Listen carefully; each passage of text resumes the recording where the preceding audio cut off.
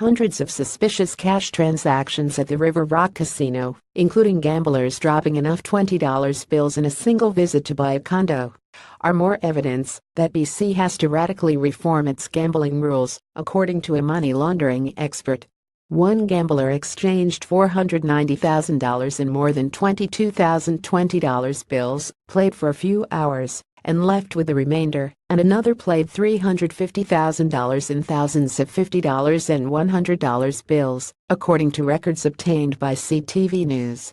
Both transactions were marked as suspicious and were reported to the government and the police, the Richmond casino told CTV News. The River Rock reported some 600 suspicious cash transactions in a 3-month period, around 6 a day, totaling $22.7 million. At that rate, in a year the cash could be stacked up taller than the Shangri-La Hotel in Vancouver. There's no way that a modern financial institution would ever allow that kind of cash transaction, said Gary Clement, the vice-president of the Association of Certified Financial Crime Specialists. Walking in with boxes of cash, I don't think there's anybody in the world who can justify that in the normal course of business, Clement told CTV News. There are a lot of red flags that go up.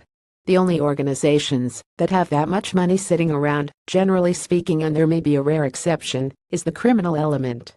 Clement said to stop casinos from being a weak link in money laundering protections, they need to prove that cash isn't coming from criminals, or simply avoid taking more than $10,000 in cash at once.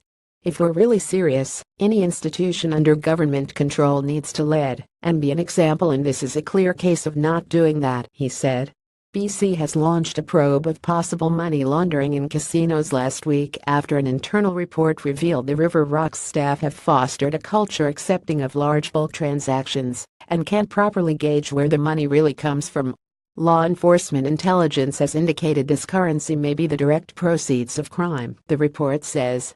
The BC Lottery Corporation told CTV News that the person who traded $490,000 gambled for approximately 3 hours before leaving the site. The customer who gambled $350,000 lost all of their funds, the agency said. In both cases, the transactions were flagged for follow-up, the customers were selected for additional due diligence inquiries, and reports were made to the province and the police. BC maintains a rigorous anti-money laundering program in all provincial casinos and is committed to fulfilling its role in Canada's broader anti-money laundering regime, which is to monitor, record and report specific transactions, the agency told CTV News in a statement. Great Canadian Gaming, which operates the River Rock Casino, said it is highly detailed and rigorous regulatory obligations that all Great Canadian facilities in BC adhere to, and at all times we govern ourselves to meet or exceed those obligations, rules and standards. Former Finance Minister Mike De Jong under the previous Liberal government told CTV News that it's hard to justify $500,000 in cash. It strikes me as very odd and worthy of investigation, he said. De Jong said as minister he asked the BC Lottery Corporation for more information on large cash transactions.